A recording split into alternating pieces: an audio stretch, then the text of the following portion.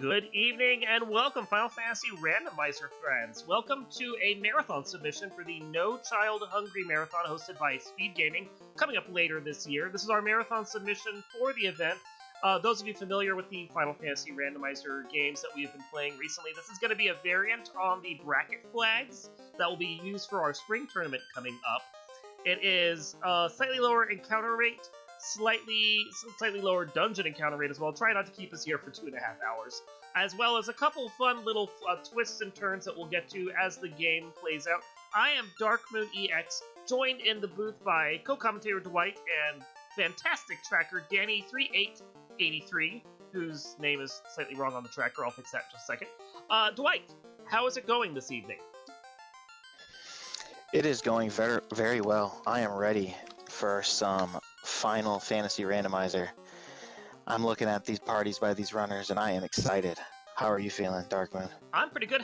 What do you like about these parties? I'm curious. I like some One Punch Man black belts. I am a fan.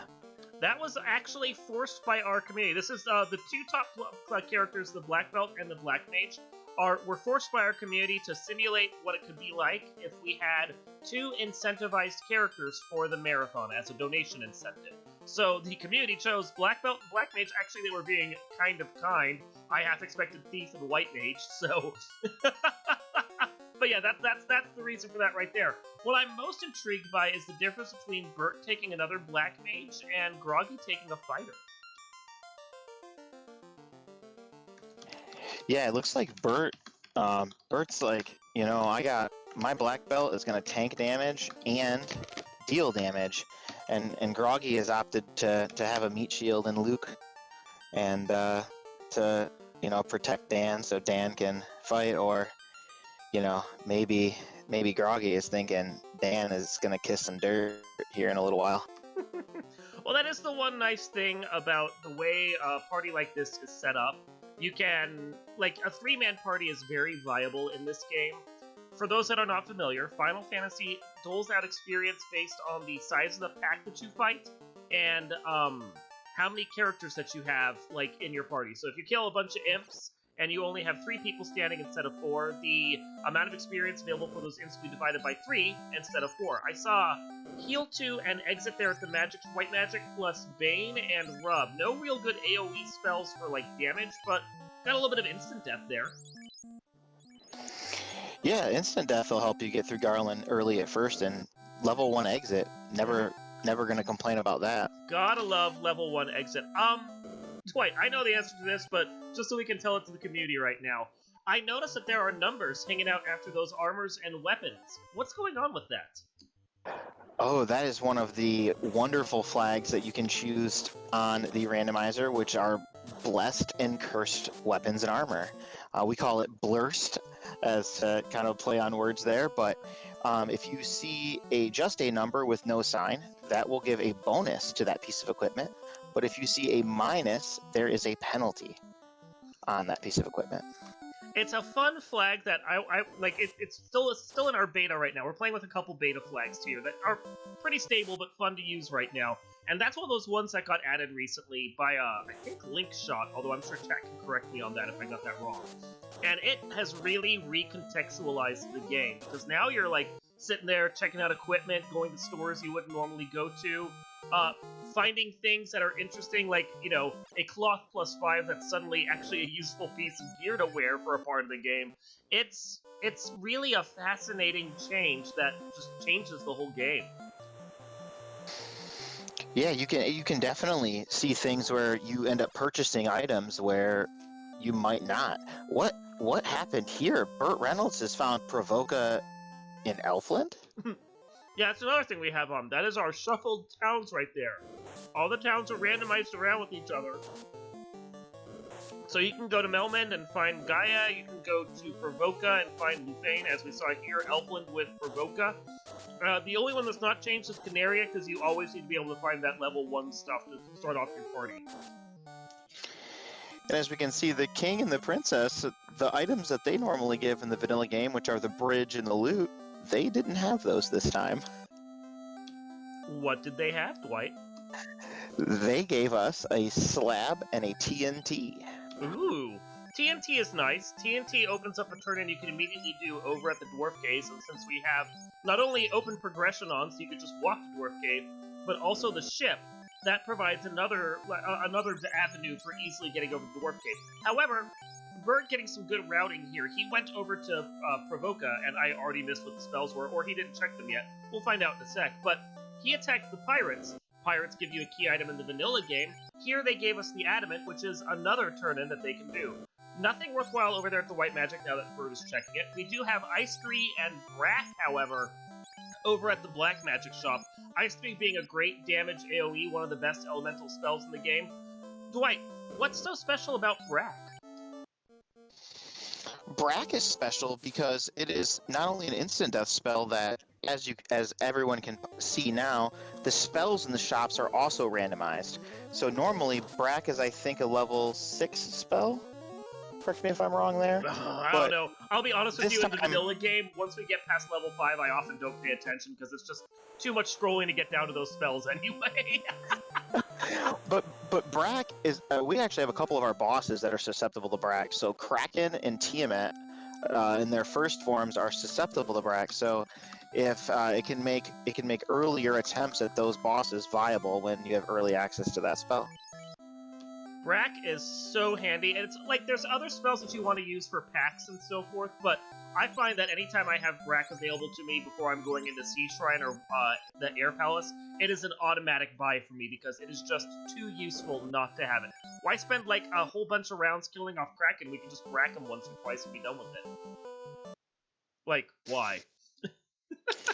Steel Golem in chat pointed out that they found out a +5 iron armor, which normally iron armor is not something our runners would be looking to pick up, but with that Blurst flag, +5 absorb on that is pretty nice early. It's not just +5 absorb. From what I understand, and I'm sure chat can correct me because, I mean, numbers on Twitch, you just don't do them. But I believe that actually works out to 3 absorb and 2 evade, so it could be actually the +5 is 15 absorb and 10 evade on top, which makes that armor about as evadey as a silver armor, one of the lighter armors in the game, while also having a massive amount of absorb to it. That is a really nice piece of kit right there that almost becomes endgame just on its own. Burt now finally taking out Garland. Not something you normally see, but hey. Groggydog has run into a little bit of trouble here. Why would he have so much trouble with these ogres and creeps? Because they're jerks. I'm assuming that's... I was looking over at BurtReynoldz' screen for a second, but I'm assuming that's because they had nasty spells or skills.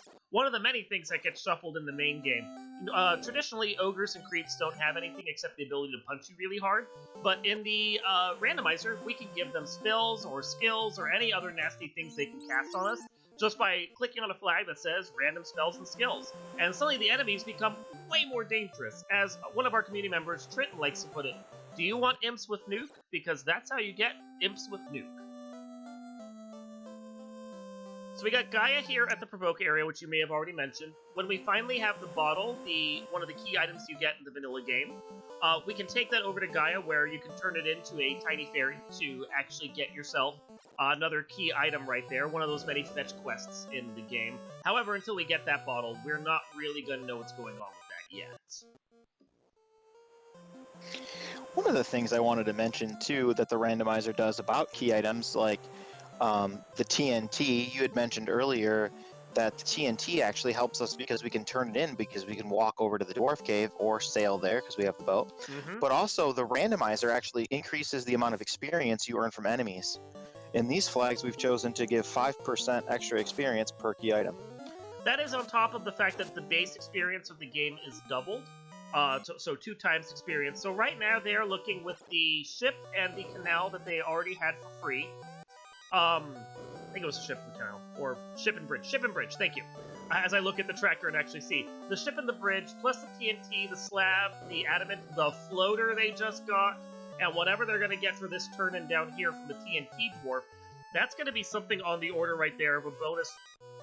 Well, okay, 25% experience because the Thor Hammer doesn't do anything as far as the experience is concerned. So that's 2.25 bonus experience at this point, which is a nice healthy chunk for this early in the game. I mean, when you can kill a pack of imps and already get like level 2 or level 3 off of them, that much bonus experience is really nice.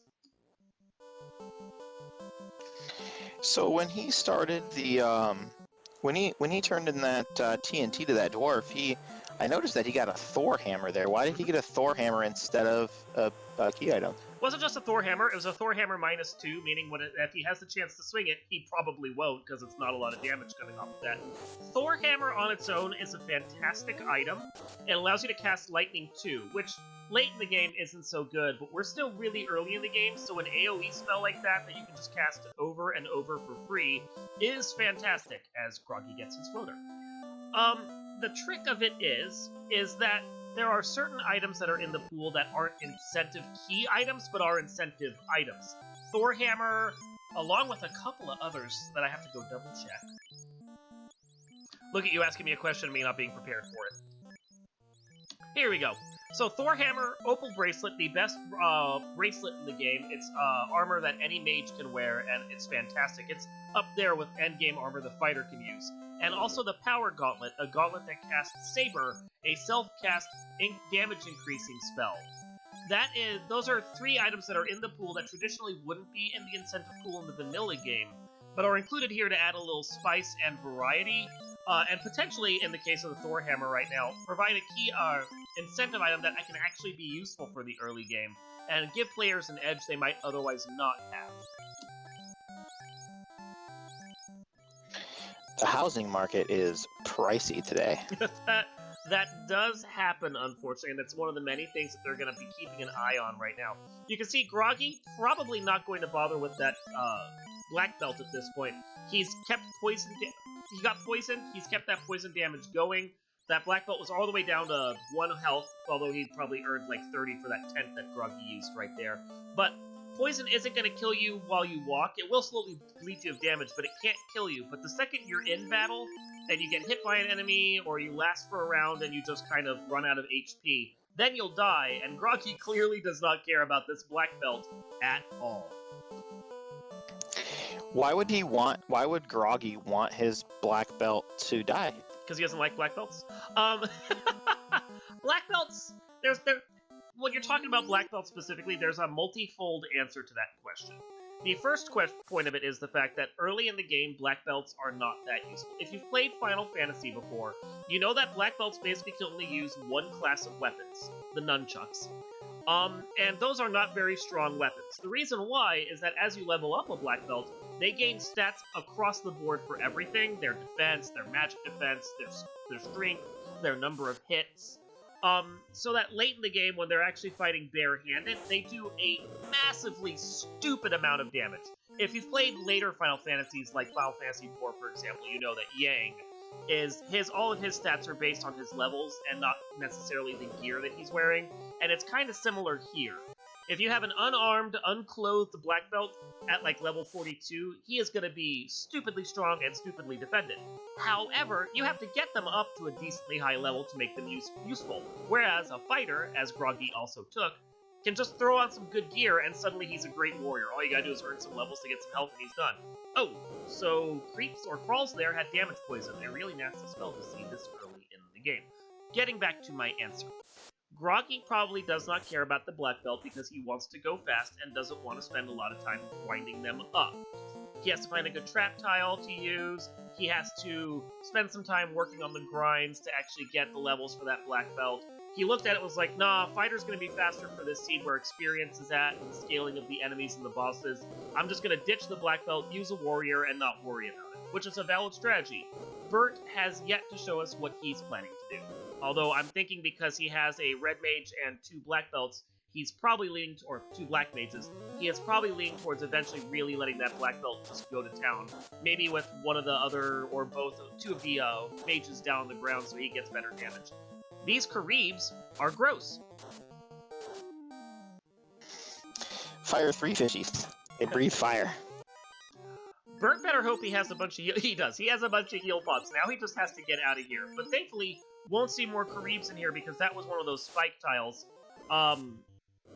Yeah, not going to be a big deal for him right now. Oh, but that squint, that was instant death. Marsh Cave is a nasty dungeon in the vanilla game, and I think we've just seen right now, Marsh Cave is no better in this dungeon. So I want to point out something. We had Caribs there on the trap tile. Traditionally in the vanilla game, that trap tile would be wizards. Dwight, what's going on with that?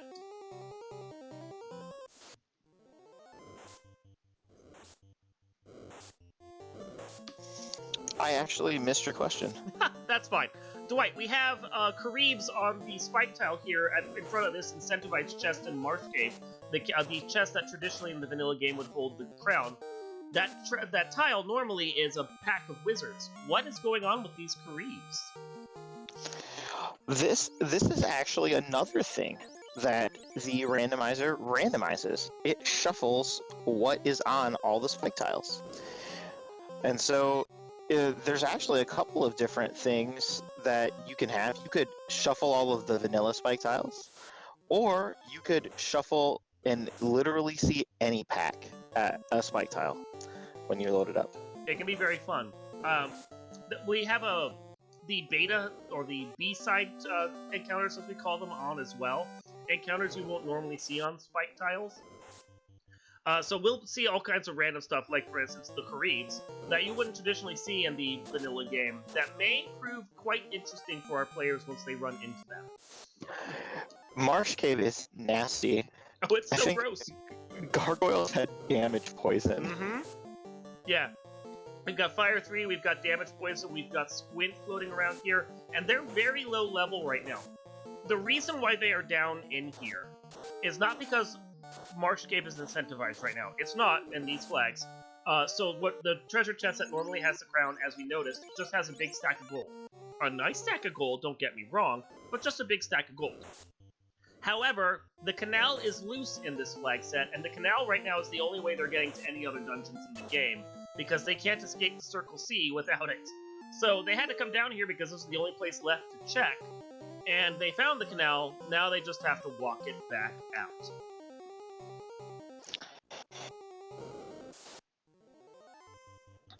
I'm quite surprised that these red mages didn't pick up level 1 exit. Was it not red mage learnable? I'm trying to think back. I thought I saw it in slot 4, which should be learnable by red mage. Slot 4 is learnable by red wizard. Ah, you are correct. Yeah. You are correct. So don't worry, won't have exit until promotion. No, that is something that like everyone struggles with when they're first starting off in this game, and I'm glad you raised it.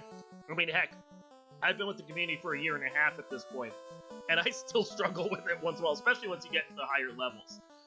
In the vanilla game, and the spells that you could not learn as a red wizard and as a red mage were the harm spells and the life spells. They generally reside in the second and fourth slots in first and third levels of the spells. So we keep the permissions the same in the game, but we randomize what spells are up here in the shops. So the second slot and the fourth slot at level 1 and level 3 are blocked to the red mage.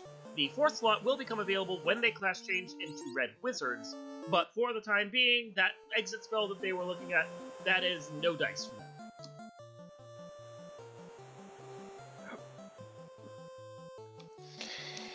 That white mage at the beginning you were making fun of, I think would have been real nice to get out of Marsh there. Oh yeah, no, I mean, I love making fun of white mages generally. The thing about white mages is they have one thing they do really well. They cast white magic. They also are okay. They get decent health growth in comparison to the black mages. They get a little more hits and damage if you decide to throw a weapon on them, but I don't know why you'd bother throwing a weapon on them when you have a fighter or a black belt. But their primary thing they can do is they can learn all of the main, like, white magic from level 1 to 4, and then, sporadically through the levels above that. And then when you class change them, they learn all the white magic. So if there's spells you want, like the lives, or maybe like the upper level harms, or fades, or the exits, and they fall at a spot you can't get them as a red mage, or a fighter, because fighter, when they class change, can learn the same things that a red mage can in the first 3 levels, that would be something you might want to think about. They didn't do that, they don't get a white mage. Also, I note that at level 3 magic that's sitting here at Melmond, that is where Elfland is turned up, we had Warp. We also have everyone's favorite spell, Lamp. at the level 3. We'll get back to Lamp in just a second, because that's a meme that's worthy of memeing. We do have Life 2 and Cure 4 sitting at the level 3 White Magic shop. I think one of those is available to the Red Mage. And then we have Lock 2, which is a fantastic spell. So I'm going to cover some of these, and Dwight, I'll leave you to cover the rest of them. Warp is a spell in the vanilla game that was normally at Melman, which conveniently we're at, but it is usually it was at level 5, not level 3. Warp allows you to what Warp allows you to do is warp from the level you're on to the previous level of a dungeon that you're in. Like, if you're in a town and it's only one floor, then that means you can just warp right out to the exit of the town without having to walk back out. But there are certain dungeons where warp can be very useful. Being able to warp out of War's Cave would have been lovely, for example, but they couldn't do that until they got the canal, because this game is rude. But like Ice Cave and Ordeals, when we get to them, Warp actually provides special little bonuses we'll cover, because you weren't intended to have that spell at those dungeons, but because of the randomizer, now you can. Dwight, you want to tell us about Lamp? Lamp is a spell that is often memed in our community because it kind of doesn't do anything. It just heals darkness, and it only can be used in battle. And the key thing to note is that darkness really doesn't do much of anything in the vanilla game. It's supposed to decrease your hits, like the number of hits your character can swing for, but it decreases it by such a minimal amount, you won't even notice. So you can use Lamp to cure that, but yeah. Okay, we've lost Burt for a second. I'm going to go see if I can recapture him and see what is going on with his stream.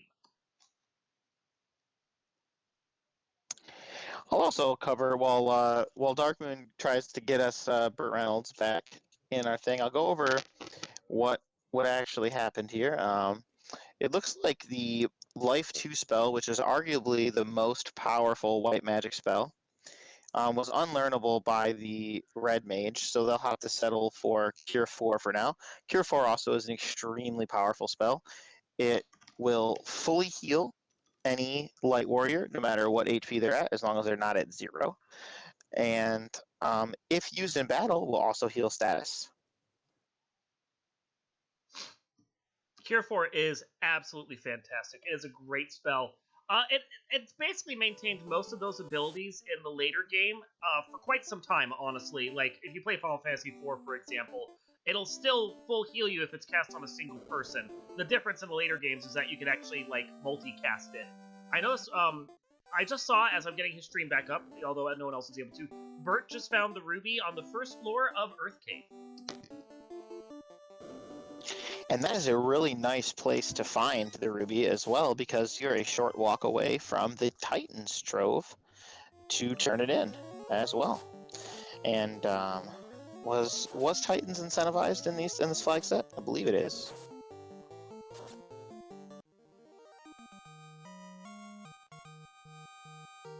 Yes, the Titan's Trove is incentivized, so therefore Burt will be able to find a key item or one of the incentivized pieces of equipment, either the opal bracelet or the power gauntlet, inside the chest there.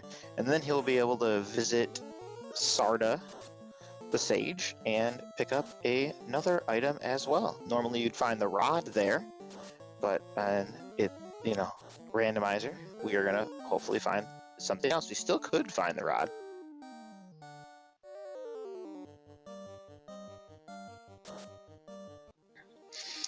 Meanwhile, Groggydog is doing some shopping. We find a Pro Ring -2. They're pretty expensive, but we might actually see Groggydog come back and or even Burt come back and pick those up later, because even though the -2 depletes some of the absorb that you would get on those gauntlets, they still the protection from the death element is invaluable to have sometimes in some of the deeper fiend dungeons.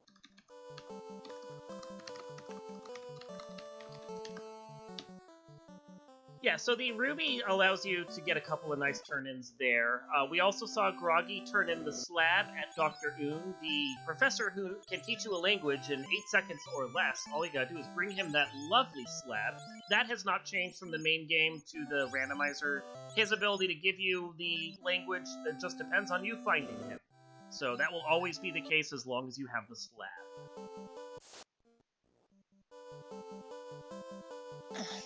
And if you're feeling very adventurous when you play the randomizer, you could actually swap the spots of those NPCs too. You could put Dr. Oon could end up in Elfland Castle.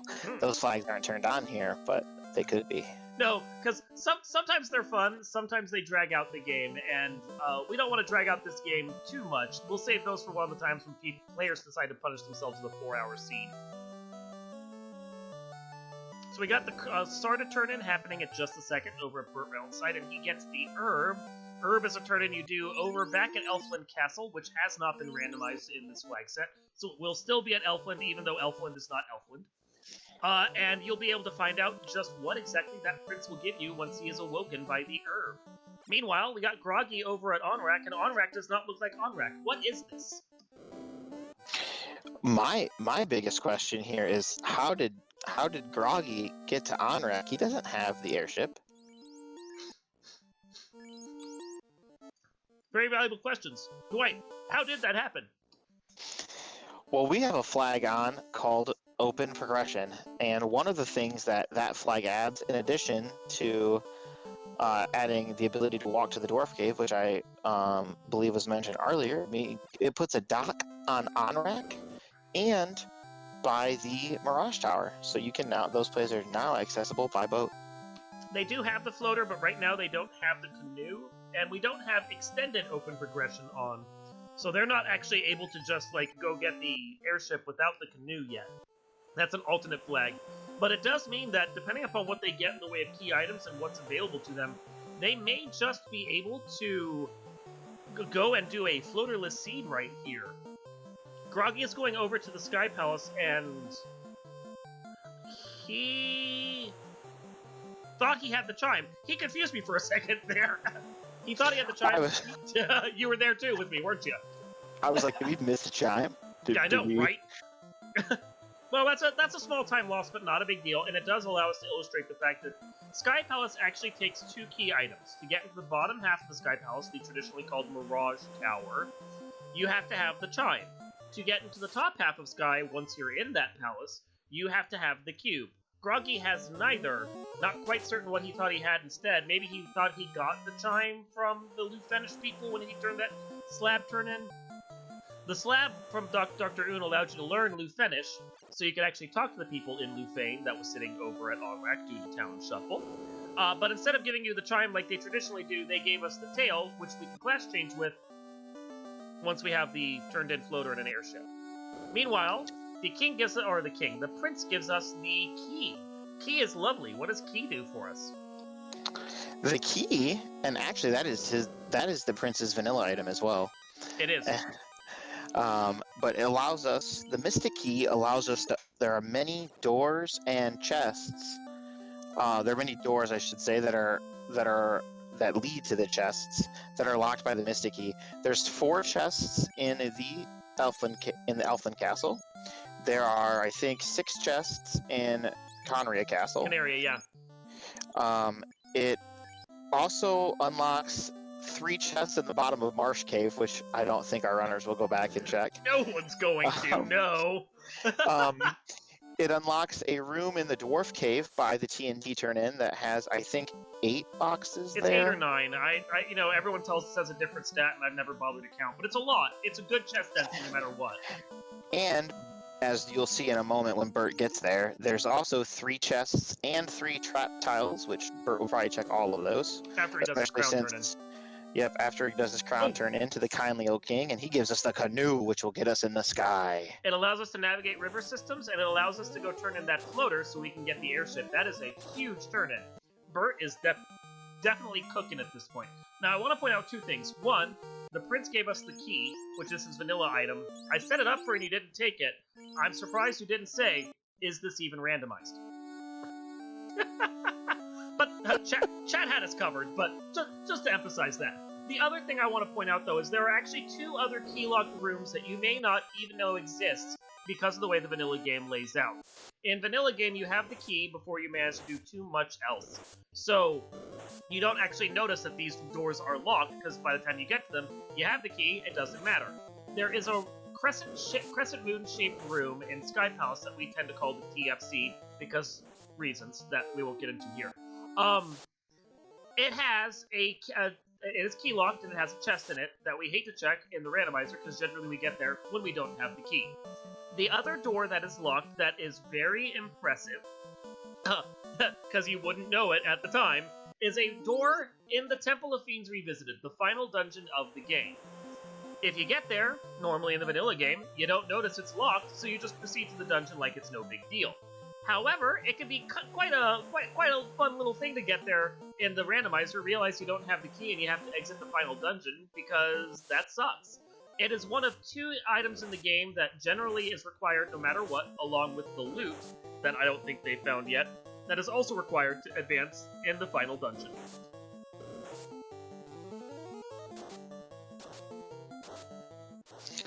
Yep, and that means that the key is a great pickup because it is actually just a required item to beat the game. And that's what our runners are trying to do. Groggydog, meanwhile, picks up his ruby.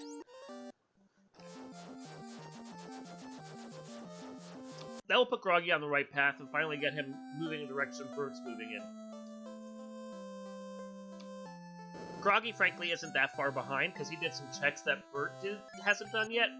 So what seems like a big lead is actually kind of smaller because of the slab turn-in and the tail turn-in and everything else, which Bert's doing right now. Bert is going to do them a little faster because he has the airship, but it's still time that he's going to be making up on Groggy in one respect. So I think this is going to balance out largely.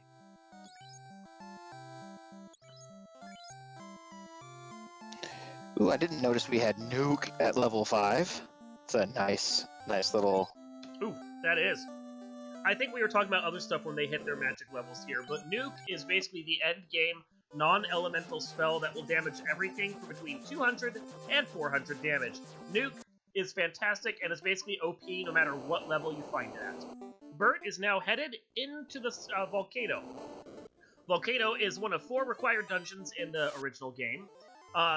If you're not familiar with the plot of the original game, you are 4 light warriors, unless, of course, you decide to use the randomizer version and take a none, which is a blank spot, which might mean you're then like 2 or 3 or even 1 light warrior. But in the middle of the game, you are 4 light warriors who are going through elemental dungeons, trying to light the 4 crystals you have that are aligned with the 4 elements, so you can save the world because the elements are dying or something. And then you find out that there's a nasty guy behind all of it, Chaos, who is causing all these problems. So you go into each of these elemental dungeons, of which Volcano is one of them, and you defeat the boss, you light the crystal, but Bert is also here potentially looking for another loose item and trying to figure out what all he should be doing in this game.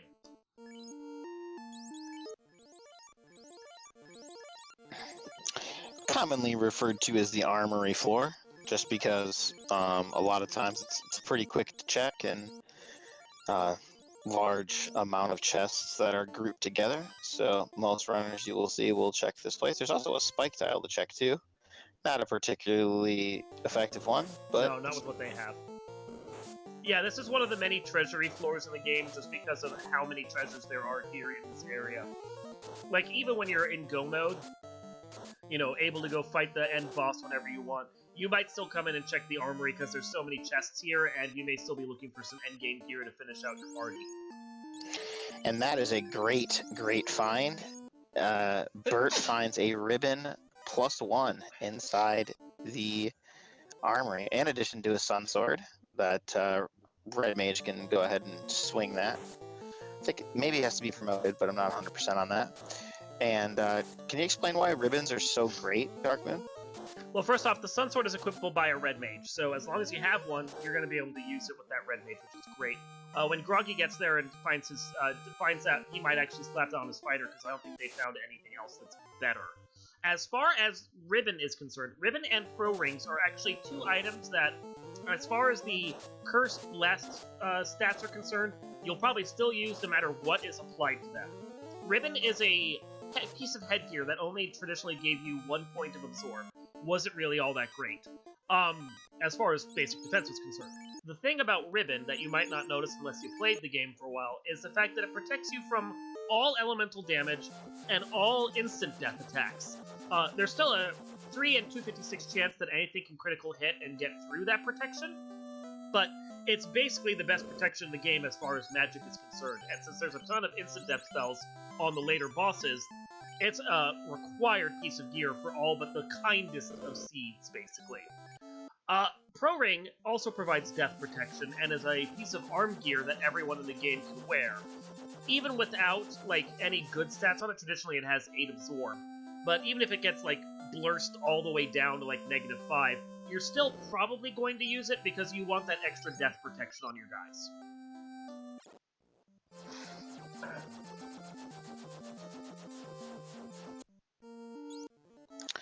A few other pieces of equipment in the game, like the Aegis shield and the dragon armor that fighters or knights can use, have elemental resistances as well.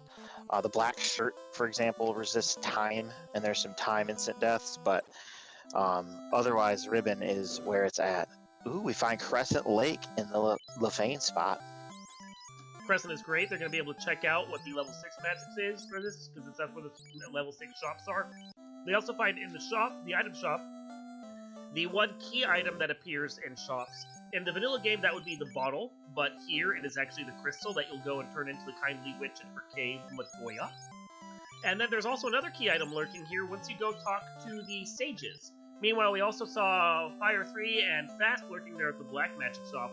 And Fast is great because that's basically going to double the number of hits a warrior can do when you cast it on them. Power Gauntlet -5. That's another piece of gear you probably aren't going to hate having, even though it's got a -5 on it. What does the Power Gauntlet do? I know I mentioned it earlier, but it doesn't hurt to go over it again. The Power Gauntlet -5. Normally, the Power Gauntlet provides pretty decent absorb, but with that -5 curse, it's not going to. But when used as an item in battle, it casts Saber on the user, which increases attack power and hit percentage. And doesn't run out of charges ever, so you could just keep using it over and over again until you wanted to punch really hard. So Burt gets the bottle there from Matoya when he does his crystal turn-in. In the vanilla game, there's a whole long fetch quest that we've broken up with the randomizer. You have to go to Marsh Cave because there's a kindly old king up at Northwest Castle that really wants his crown back. The crown lurks in Marsh Cave. You take the crown to the kindly old king, he gives you the crystal. The crystal is required by the witch because it's actually her seeing eye because she's blind otherwise. When you give the crystal to her, she gives you the Jolt herb, depending on what version of the game you're playing. In the original NES, it's just the herb. And when you take that herb over to the prince, who's asleep due to magic, over in the elf castle, he is jolted awake, and he gives you the mystic key. Here we saw that Matoya instead had the bottle. You take the bottle over to Gaia, short-circuiting a whole lot of quests. And then the bottle you release, you get a tiny fairy. She then gives you, at this point, the chime. And that is one more piece of gear we need to get our way towards Go Mode. Yep, and we are seeing a little bit of an advantage as Burt has the airship and is able to track down these fetch quests a lot faster than Groggy, because Groggy doesn't have his canoe yet to be able to pick up his airship. And Burt finds the cube in the incentive chest in the castle there, and so now that opens the full sky dungeon to him. And that was a truly incentivized item. That chest in the vanilla game would have the TNT that you need the Mystic Key to get to, and that will give you the canal, which then lets you out of the Circle C and start venturing into the rest of the game. That's part of the reason why you do that whole 6-item quest, is just so you can actually start playing the main game. It's a long quest. But that is one of the key item locations and one of the key items they need. They are still looking for two more items to be able to finish out the game. They need the loot and the rod. Oh, and the oxyl. So they need 3 more items. My bad. Look at me not being able to count. This is why you don't do math on Twitch. We do know where the tail is already. So that is one less thing that that we're wondering where it might be lurking, although Burt doesn't have it yet because he hasn't done the turn-in for it. But that will eventually net him that tail, which is going to be very nice for him. He is still searching for those other 3 key items, at least one of which is going to be loose. Actually, I think exactly one of which is going to be loose. So we have to see whether or not it's going to turn out to be the opal bracelet that's in the incentive pool, or one of the key items that they actually need.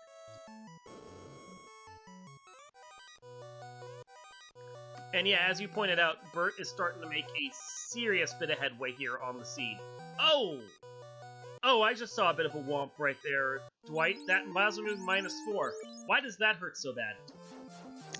The Masamune is the best weapon in the game, and seeing it nerfed down by -4 is a little bit of a heartbreaker, but we're going to see our runners use it anyway, most likely, because it's that good. Well, it's one of the only weapons that can be equipped by every single character class in the game. The -4 is going to like lower it by, I think. Again, I'm trying to remember exactly, but it's like it subtracts 4 potential hits from the sword. It subtracts 12 critical and like 8 damage from the sword as well. If we're doing the 4 right, that's a sucky weapon now. It's kind of a rubber blade. But the fact that you can go and equip it on your Black Mages mean it might end up show up on one of them eventually. Also saw the defense sword sitting there in one of these dragon islands. Dwight, what does the defense sword do? The defense sword is a very useful item, and when it's got the -2 on it, so we probably won't see it swung by a knight or a knight or a red wizard, but it casts Ruse when you use it as an item, and Ruse increases your evasion. And that could be really, really useful against some of the tougher bosses at the end of the game, like Kraken, Tiamat, or Chaos, or even sometimes Carry or Lich too, even, to help you avoid their physical attacks, so that way you can get more turns to take them down if they have higher HP. Yeah, it's one of those items that can be all but required even when it's blurst down, just because you really want to have that extra cast of Ruse. You may not use it as a weapon, but you'll more than likely use it as a Ruse cast. Yeah, and weapons that cast spells are extremely useful because, well, you have 4 weapon slots and you're only using one of them, whereas you have 4 armor slots, and, well, ideally you want to have something equipped there so you can have extra defense and protection from things. So, indeed. Something else to point out is the fact that I saw, Groggy probably will not be too upset to find these, the Opal armor has been downgraded by 3 due to the blur state. However, the Opal shield has been upgraded by 3. So, Opal armor is, along with Dragon and the Aegis, the best armors in the game for a fighter. The Dragon and the Aegis provide better elemental protections than the Opals do. Opal only protects you from lightning damage, whereas Dragon protects you from lightning, fire, and ice. And the Aegis, I believe, has damage or a death elemental or poison elemental protection. But if you slap a ribbon on top of those opals, then it's not going to really matter because you're still getting all the elemental protection of the ribbon. So having basically vanilla opal plus shield, not so bad right there. Dwight, we are in the waterfall right now, and waterfall looks kind of weird. This is one of my personal favorite flags, and so there is a flag turned on that actually randomizes the map in Waterfall. So our runners won't be able to know what it looks like, and will have to on-the-fly route it when they enter. And the robot has the rod, but Burt found something else in here that's very good. He found a Gurmedusa trap tile. This actually leads us to a couple things that we can discuss here for those that are not familiar with the vanilla game. The first is that these spike tiles, the Gurmedusa here, which is one of these special randomized ones that we have in the game, they can be hit over and over and over again. It's like a trapped chest basically, but it's a tile, and one that you can use again instead of open the chest once and that's that. So if you want to sit here and grind on a spike tile like the Gurmedusas, you can. Gurmedusas don't generally have a ton of health. These ones don't even seem to have any skills that we can see. And they're dying to a spell they're not even weak to. And at the same time, they're worth a lot of experience, despite their low health. So they're a really nice grind tile to find. The other thing that you may notice is that Burt is walking back and forth across the bottom wall of this room. Something curious about the original Final Fantasy is that doors cannot have spike tiles or cannot get encounters incremented on them. Standard walk a square, potentially get an encounter. You can't get them when you're walking on a tile for doors. So unless there's a spike tile like there are in this case, you won't get an encounter on a door. But that actually extends to the entire wall of a dungeon, of a room. So he can walk all the way back and forth along this wall because there's a door in it, and he'll never get an encounter along it. So what he is doing right now is farming this encounter, knowing the only thing he's ever going to get are Germaduces, because he doesn't have to worry about anything else showing up. It's a really smart, some might even say, veteran move that Burt is making right here. And Groggy has actually entered the Castle Ordeals. And is he lost? One of the fun things about the randomizer that we have here is that the devs figured out how to randomize the teleporters. Generally speaking, in the vanilla game, the best teleporter to take, for whatever reason, was always the bottom one. Except for, I believe, in the room with 4 pillars where you're supposed to take the third, I think. But yeah, it's the bottom teleporter normally. Well, that was randomized, though, so you don't know in any room what teleporter you're going to want to use, so he had to guess and figure it out. One thing he could benefit from was that he had Warp, something I mentioned earlier. Warp kind of short-circuits ordeals.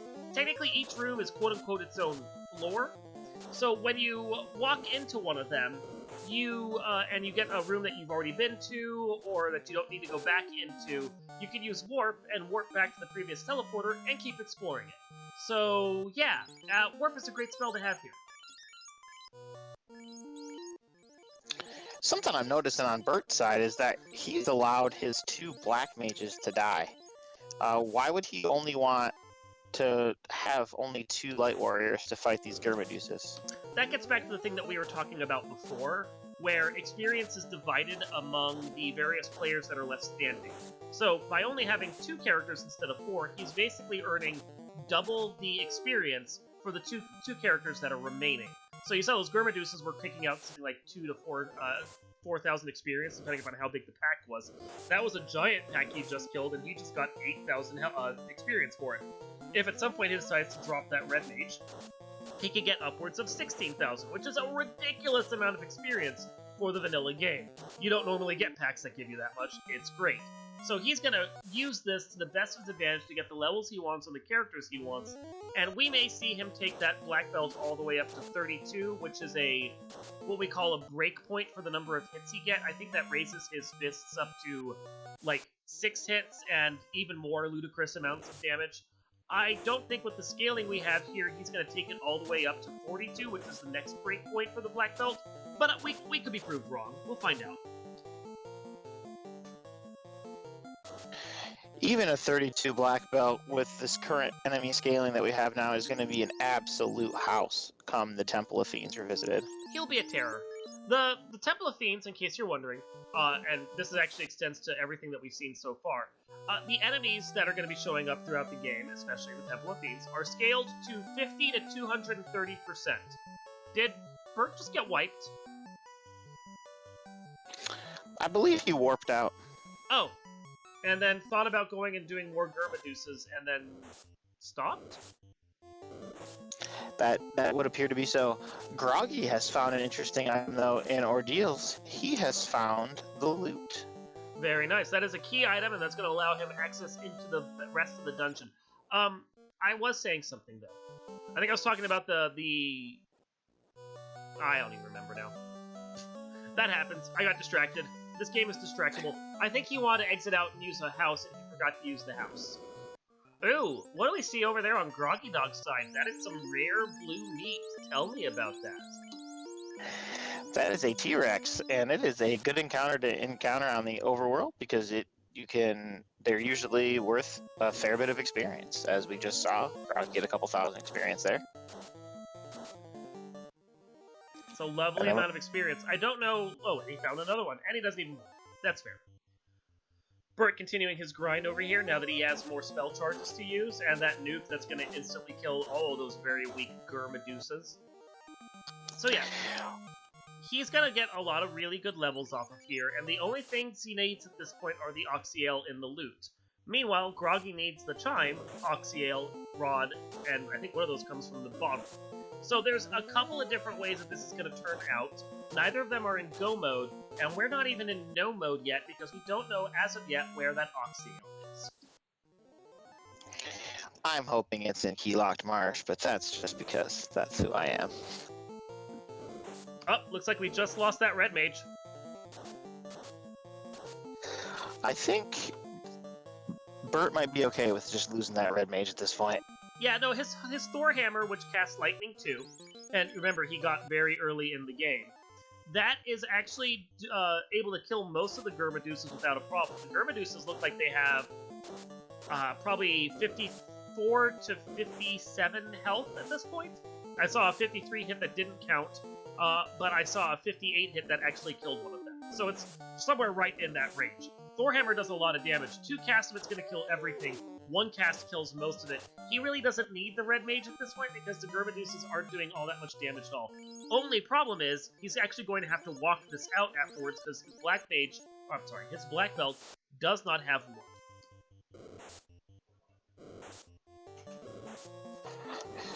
It is quite the short walk too to get out of here, and when you have a 42 black belt, things start running away from you. He may even decide to go to like 35 or something and just see if he can one-man a couple of dungeons, honestly. Because One Punch Man with a Thor hammer is going to be able to kill most of the stuff, even in like Sea Shrine, without too much of a worry. He's at the point where he's kind of just good now. So earlier we noted that Burt had an exploration lead over Groggydog, but now that Burt has stopped to grind here for a little bit, which I think that's a good plan, but it could allow Groggy to catch up a little bit in that exploration, and because he's running the 3-man party, it could help him catch back up a little bit because he won't have to stop and do that grind. Yeah, this gets back to what we were talking about originally with the difference between a fighter party and a black belt party, the reason why Groggy dropped his black belt, whereas Burt forced himself to take one. I mean, convenient for this stream that we're doing for the marathon because it allows us to highlight both types of parties. Burt got a huge and substantial exploration lead, which is probably going to benefit him long-term because it took Groggy time to catch up. And that's time that Burt needed because, frankly, a black belt grind, as you can see, takes forever to do. So he is in a position right now where he can just kind of like sit here and grind for a bit. Groggy still has a few more things he has to check before he even gets exploration parity with him. And at that point, Burt is going to have a black belt that can just like ruffle stomp his way through the back half of the game. The black belt, if you get them ground up, and I think I alluded to this earlier, is broken. He is an OP character who basically can destroy just about anything, especially when we don't have stats clamped on the bosses. And that was the thing I want to talk about before I got distracted. Enemies in the game right now are scaled between 50% and 200% of their stats from the vanilla game. And that is a per stat scaling, fully randomized. So the Gurmaduces could have like 200% of their attack, but only 50% of their health. Each and every stat is randomized separately on that 50 to 200% scaling. The same is applied to the bosses between 43% and 230%. If the bosses were what we like to call clamped, where they have to scale down to no lower than 100% of their original stats, the black belt would definitely be even more stronger at this point because they can take out bosses that the fighter might struggle with because of his one-punch ability.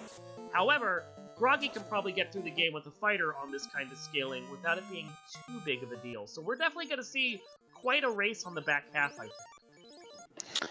Yep, and if it's a foot race in the back half, Burt has a huge advantage because, like Falconic pointed out in chat, the gamble Burt is making is that the 5 to 7 minutes or so or that it takes to grind up that back belt is going to save you 10, 20, 25 minutes in the Temple of Fiends or more.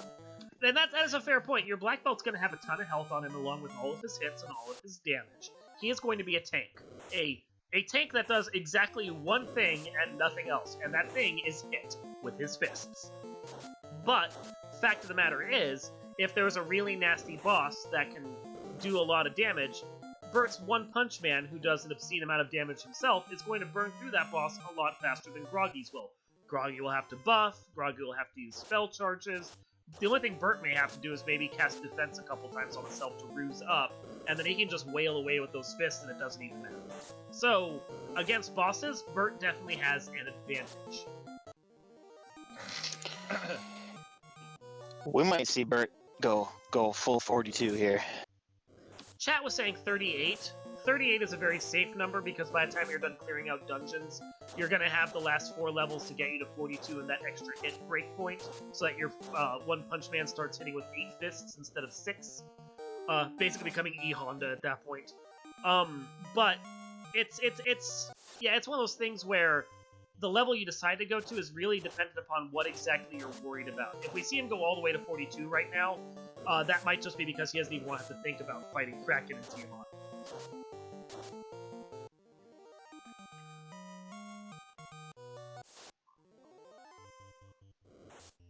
Oh! Or No! I just realized. There might be another reason why he goes to 42. Warmech is required. I was going to say there might be a particular robot that we have to fight as well. Yeah, and that changes the dynamic of this a lot. You might think you can get to 42 by the time you reach the Temple of Fiends, but if you need 42 to get through that Warmech, you might not even care. And yeah, he's already at level 38 and he's continuing. He's doing his Warmech grind at this point.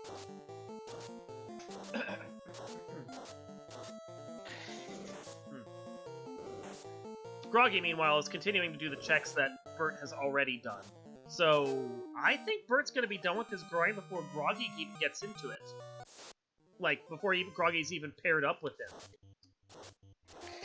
It would appear to be so, because Burt's only going to spend a couple of more minutes grinding here. He's found most of the key items. Like we said, he needs the loot and he needs the Oxy Ale, which we know where the loot is, and he knows that that Ordeals is an incentive location, so he's going to go there at some point.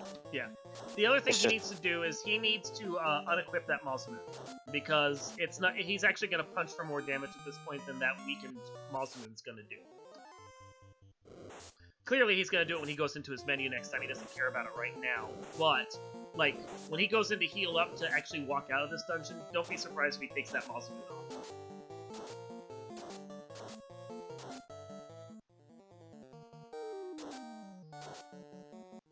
This should get him to level 41.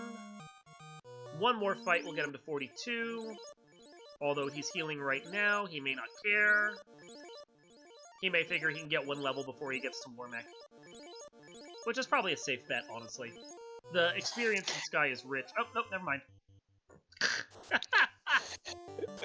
Groggy picks up, and that's why these Gurmedusas are so plentiful with experience as well. They're normally found in the Sky, in the Sky Palace. The Sky half of Sky Palace, no less. Not the Mirage half.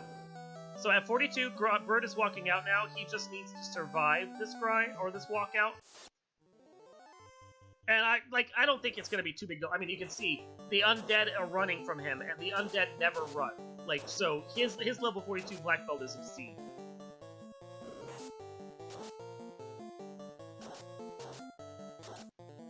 Okay, all the mummies are dead. Now he just needs to kill off this Wiz mummy. Still swinging the Masamune. Hey, unequip that, Burt. You don't need it. Groggy, I think, is giving us our first look at Ice Cave as well. I do want to point out, we kind of crapped on the Masamune -4 there a little because we were like, it's a rubber sword. It was still swinging for like 240 damage there. Might not be as good as the Masamune could do normally, but that's still not bad damage, all things considered. Even with the -4, I still think it is the best weapon in the game. And for those of you familiar with the randomizer and some of the beta and alpha features we did not turn on NPC Guillotine, which is why he had to wait for that bat to get out of the way. NPC Guillotine is a flag where you can actually kill off NPCs that get in your way. Anyone that's played Final Fantasy IV Free Enterprise and knows how the townspeople love to get in the way and stop you from being able to explore would love a flag like that in that game.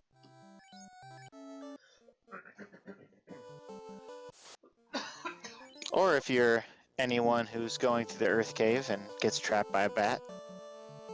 Indeed. One of our runners from way back in the community, who's still with us at this point, Jay Coper, famously got blocked by bats so many times we started calling them Jay Coper bats. So with the Opal Bracelet already being available, I think that was that the treasure chest here from Ice? I'm gonna double check that once he's out of here. It was the incentive chest in Ice, which means that the Oxale's loose. Yep, that's exactly what you got to. Oh, here's another lovely grind tile that Groggy might care about, but Burt doesn't care about at all. And that would be the 3 worms, 3 to 4 worms, I believe. Worms being an end-game enemy that you can find that are worth a ton of experience. Only downside is sometimes they're a touch beefy.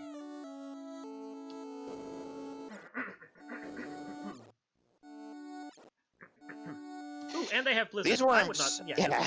Yeah. No, these are not worth it. These are bad worms. Bad worms. Bad. Yep, the Germaduces go down a lot quicker and have a nicer script. Yeah, no, I don't think Bert's going to pay any attention to them at all. He might run from them. Groggy, however, taking them again. Surprising. He must really be worried about his levels. So that's a lot of health, and Cremate, and Blizzard. These are gross worms.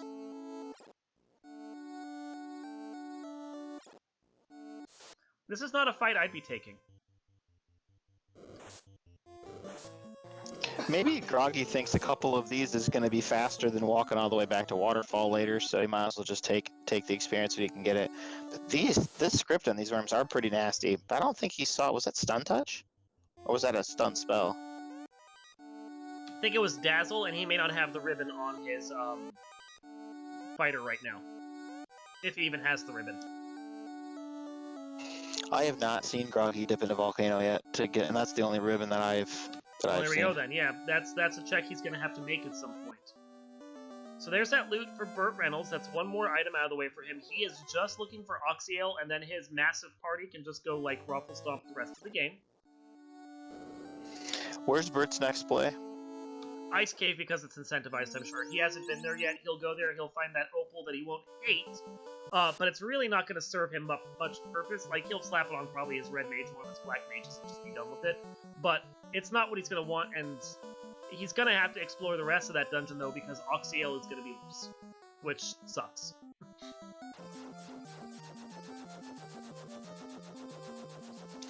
And I definitely agree with the Ice Cave line, because if he finds the Oxale in Ice Cave, then he doesn't have to open boxes anymore. Doesn't need equipment, doesn't need anything.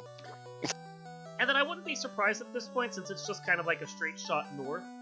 Since he has the key items to go there, I would expect Bert, I wouldn't be surprised to see Bert, go and do Sky Palace after this. Like, Volcano's right nearby, but he's already explored the top floor of it.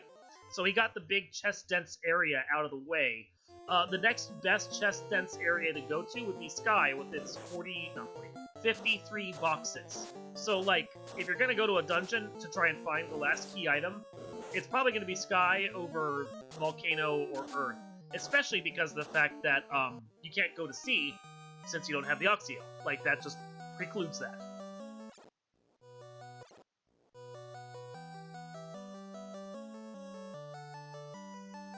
Chat is disagreeing with me. Chat says he should go to Volcano, but I think Sky is the play. You got it too early. Sky all the way. I'm a big fan of Sky. I like checking the boxes better in Sky than I do walking around those little hairpins on the armory floor to check those boxes. I don't ever check them unless I absolutely have to. So Bert is in a better position to take out these worms, just as a note, because he has Nuke. He's got the levels and the charges for it. 1, 2, 3, those nukes take down the worms with good turn order, 6,000 experience gets dumped on his players, and he's out of that fight. Worth noting that Bert does want a little bit of experience. Puff could probably do it, but he wouldn't hate to have at least level 21 on his mages, just so they could survive a nuke if one comes out.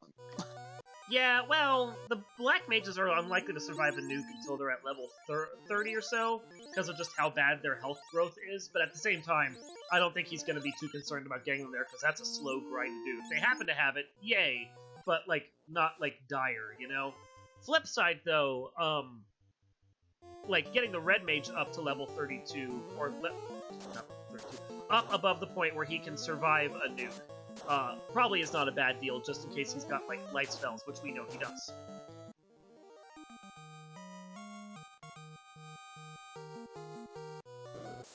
And we did see him take that worm tile again, just because he decided to warp out of the small room he went into and felt that it was faster and better experience to do it that way.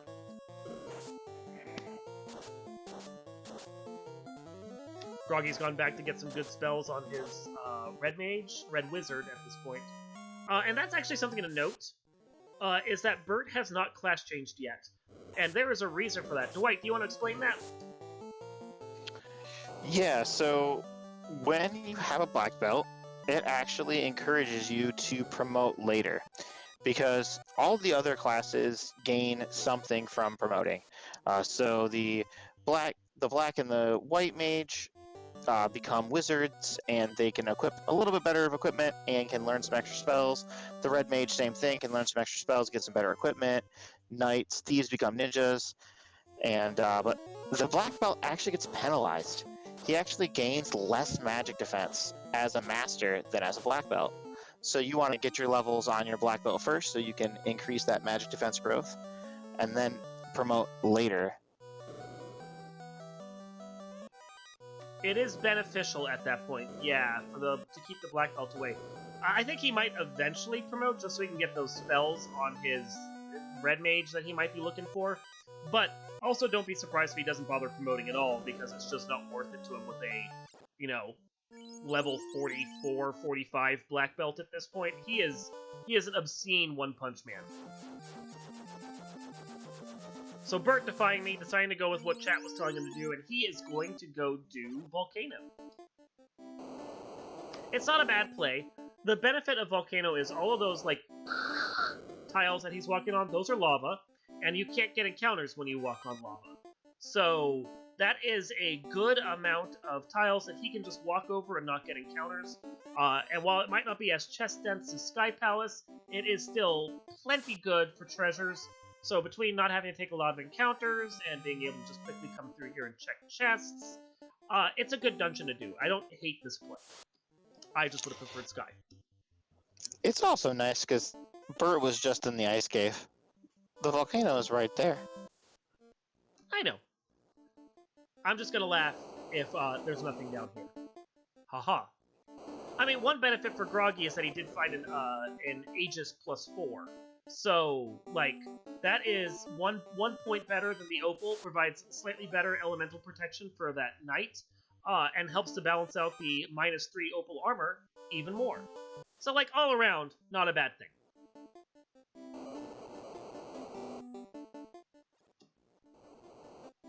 Gear-wise, Groggy is doing really well.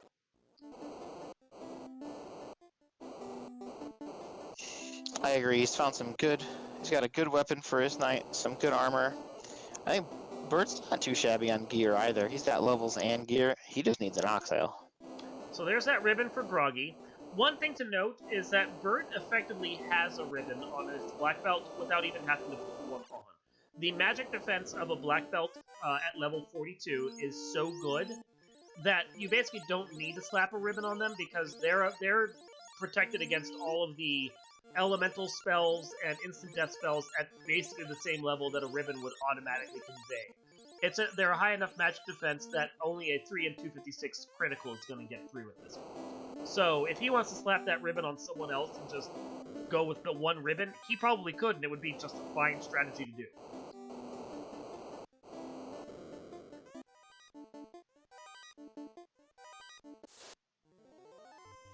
Ooh, if Groggy checks that box, he's going to find something that he likes right there. Burt found an Excalibur +5. Ooh, that is better than that Mazamoon by a good deal. I mean, a difference of 9 bonus. Oh, there's a Dragon +3 as well. Groggy is going to love that room.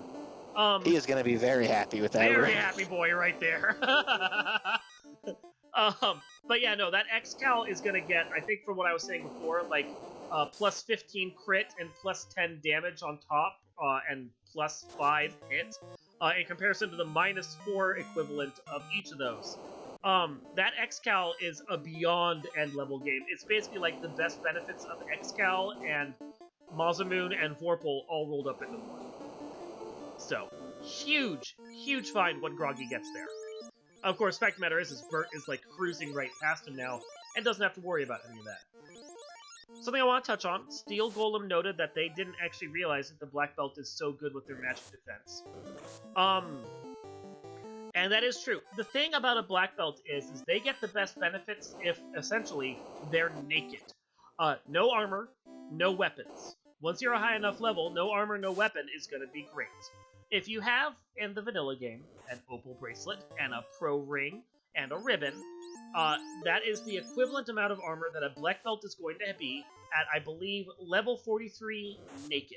So if you have a high-level black belt, there's no reason to slap a ribbon or anything else on them. Actually putting armor on them wipes out that stat, and they go, instead of their natural defense, they go with whatever defense their armor that is equipped gives them. So a ribbon that only conveys 1 absorb is terrible to throw on a black belt. You're much better off letting them use their natural magic defense.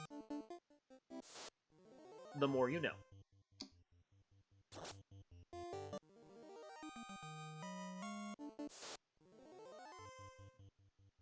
Falconic arguing about the Excal in chat, I noticed this. Yeah, it's not going to have as great a critical hit, maybe, as, like, a benefited Vorpal, but the +5 does still convey some critical hit extra bonuses, so... Did Groggy skip the dragon armor chest? If he did, that's gonna, like, probably annoy him in the interviews when we mention it later. Meanwhile, Burt saw Carrie. Before I had a chance to even comment on it, she was already dead because the power of One Punch Man. I mean, Groggy has good endgame armor. If he misses the dragon, it's not a big deal, but, like, the +3 is so much better than the -3 that he has. And at about 1 hour and 6 minutes, I think, Burt lit the first orb of the match, the fire orb. Yeah, and we're just gonna see those go 1, 2, 3, 4 right down the row as soon as he gets the Oxyale. Like, he's gonna just be able to punch each of these enemies and they're just gonna die. Where would you put this Oxyale? If you got to place it in the randomizer, Darkman, where would you put it? I'm still saying Sky. Like I was saying before, you got the cube and the chime way early. I think the seed was telling you to go to Sky. I'm quite rude, so I would put it in Keylock Marsh.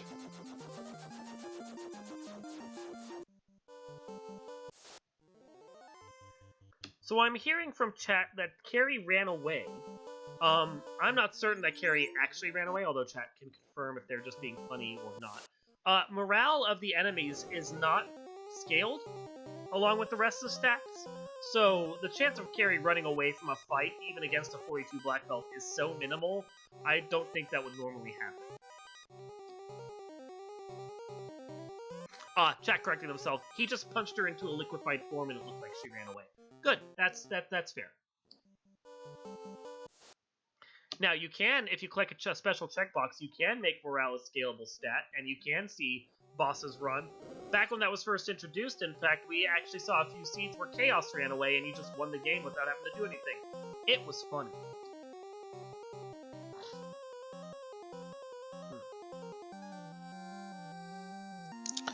Groggy is gonna go walk down here and find Crescent Lake. Hadn't he already been there? Maybe he just wants some spells. Could be spells.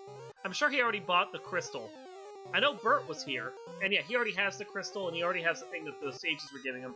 So this may just be straight down to, like, doing an armor check and then buying the spells here, because he's class changed now.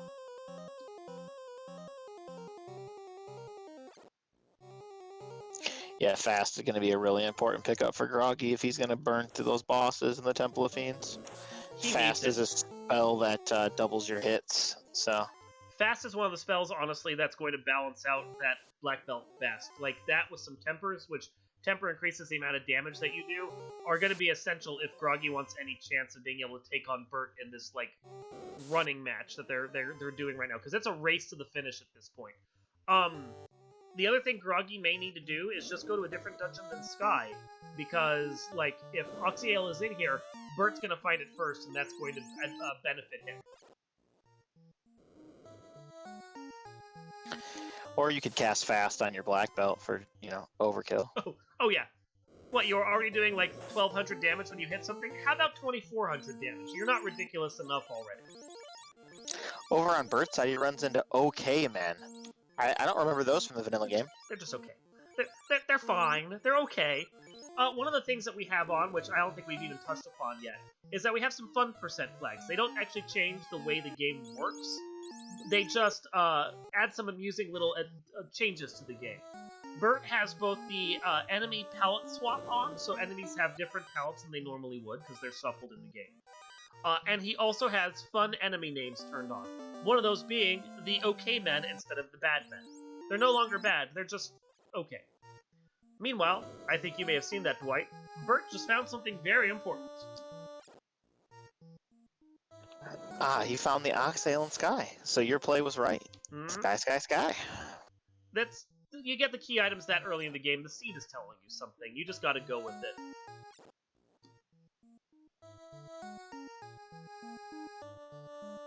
Someone mentioned in chat earlier another good reason that I think it was Atla Chocolate mentioned. Burt had already opened all of the chests in Armory, and he knows the Oxale wasn't there, so that could have been another tipping point into going to Sky before you full cleared Volcano. Yeah, I think that was one of the points that I was arguing originally. I still didn't hate the Volcano play because you were right there and it's a dungeon you can clear. I mean, I'm a big proponent of the do the dungeon in front of you mechanic. It's just that when you're still searching for Oxyale, I would prefer chest density over just worrying about the crystals at that point. So, Sky was the play. And as you notice, the second he found the Oxyale, he just beelined right out of there. Didn't bother checking anything else, didn't care about the ribbons. He is just motoring his way straight to the boss here. And that boss being Warmech first. Worth noting, too, is that full clearing Volcano was actually beneficial for Groggy because that X-Cal is actually going to be quite helpful to him. Yeah, there was a ton of gear down there that Groggy needed. That ribbon, that X-Cal, if he would have picked it up, that dragon, all stuff that would help benefit him and pull away some of the advantage that Burt has with his One Punch Man. Because that guy is obscene. Except against Warmech, who he punches 4 hits for 495 damage, but one nuke comes through and Warmech had no health. Glass cannon. Right around 800 HP, I think, is what Warmech had. And despite taking his character all the way up to 42, we're now already up to Tiamat. Oh my god! Broken into pieces. So that is the benefit of Brack. Against Tiamat 1 and Kraken 1, Brack has a near 25% chance of insta-killing a boss. So he cast it once, it immediately hit, killed Tiamat, and he didn't even have to struggle.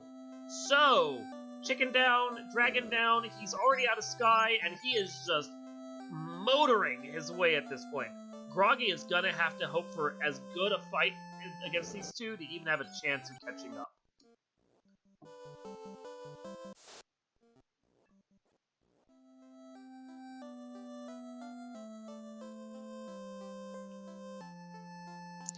Yeah, Groggy's a little bit behind. It's not over.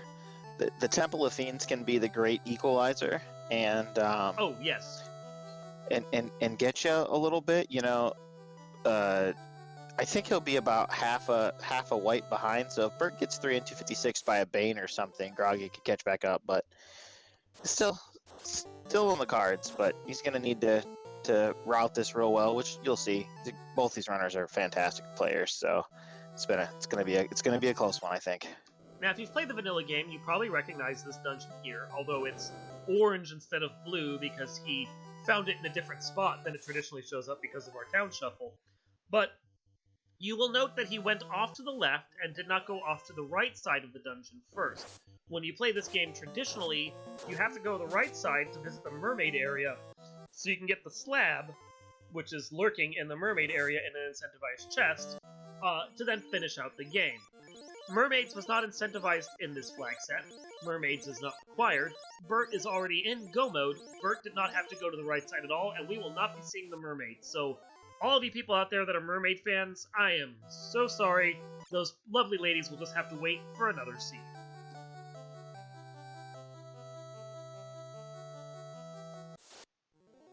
And you can see he entered, a minute and a half ago, and he's already on Kraken's floor. Kraken is not going to have much of a chance here. Kraken, we're going to give Kraken a little bit of his own medicine.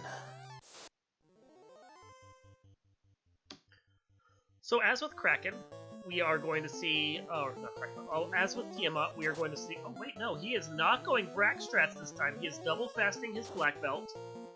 punching for 1400 damage, and Kraken is still instantly dead. So, I mean, either strategy apparently worked just fine. Yeah, that was gross, wasn't that? Question in chat, why is Groggy still opening boxes if he's found the Oxale? That's a great question. Ribbons. He does not have a 42 black belt, so he doesn't have something that provides the equivalent of a ribbon on one of his characters. He only has the one ribbon. He is really worried about how his defense is going to play out long term, and since he's in Sky, and Sky is chest dense, he's going to take the opportunity to open some extra chests here and see if he can find that extra ribbon that he might want. Because between the Masamune and the X-Cal, he's not looking for another weapon, presumably. He's really just worried about his defense now. Which, of course, makes skipping that one chest that had the dragon armor very confusing. I think he probably just thought that he opened it. It's possible. But he doesn't have it. He does not have it. He does not.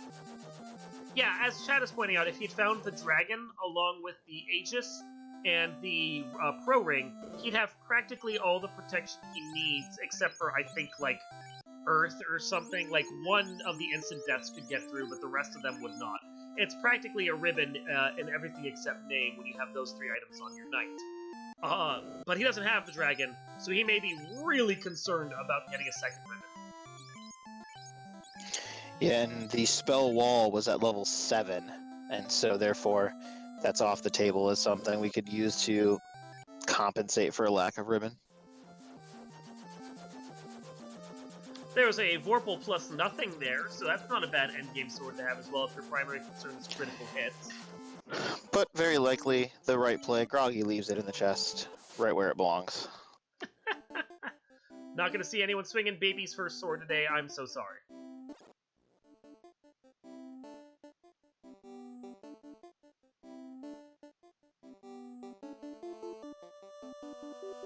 So now Burt is headed on in here into Earth to take out the last of the Fiend dungeons he needs to light his 4 orbs and enter the final dungeon. Lighting all 4 orbs is required to be able to enter the final dungeon. This one is Earth Cave.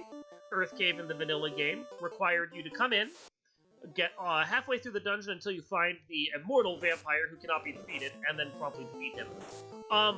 Get the rod that's lurking in his incentivized chest. Exit back out of the dungeon by walking all the way back out because this game is rude. Wander over to another set of caves nearby, that Titan Cave with Sarda. Go talk to Sarda to get the rod, and then come back into the dungeon to be able to finish it out. Yes, you were required in the vanilla game to double dip this gross dungeon. Burt already has the rod. Burt doesn't have to do that. As soon as he's past the immortal vampire who is not so immortal, he'll immediately proceed on to Lich and finish out this dungeon. I think the only thing Burt fears in this dungeon are the bats getting in his way. Yeah, the J. Coper bats are probably the worst thing he'll see. You can see the immortal vampire, not so immortal already, there and gone. Everyone could say hi to the vampire and then say goodbye to the vampire.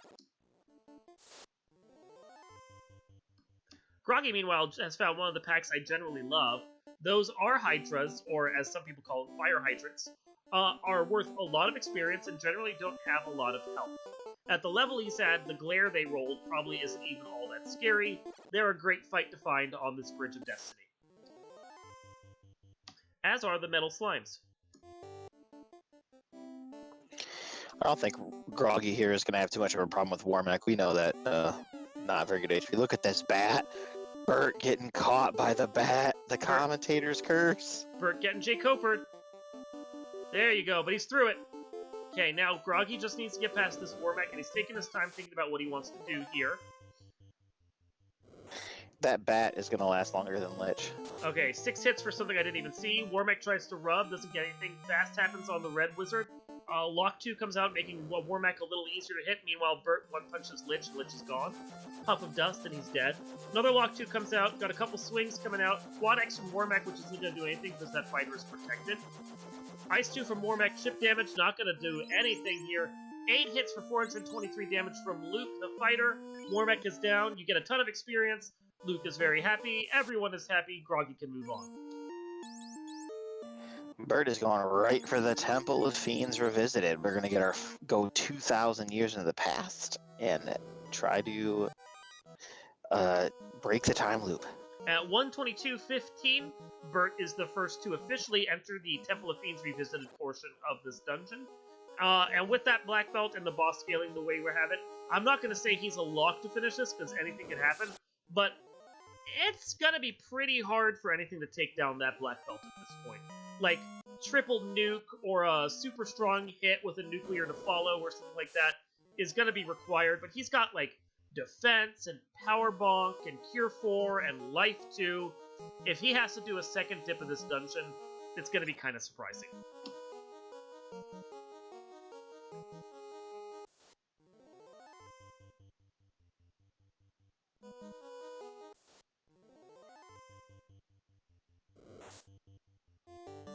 And you can see he is cruising through this. It's like, what, a minute or so later, and he's already three levels deep in here, about to go hit the first of our Fiend Revisited floors, as we get the floor of the dungeon modeled after Earth Cave. All the enemies you see here will be enemies similar to what we would have gotten in Earth Cave, maybe slight upgrades, but generally Earth Cave enemies. Except for the Saurius. Actually, you know what? Now that I think about it, there's nothing here on this floor, aside from the Earth Elementals, that comes from Earth Cave. I don't know why they picked the enemy set they did for this one. It's kind of confusing. We're gonna get our first look at Lich 2 and look quickly, because it's not gonna last. I actually want to point out something. I spoke too soon about those merms. Groggy is on the mermaid side of this dungeon. He must really be worried about ribbons. Meanwhile, Lich is dead. Lich 2, almost as pathetic as Lich 1. Goodbye, Lich. Free run across the fire floor, and we're already up to carry.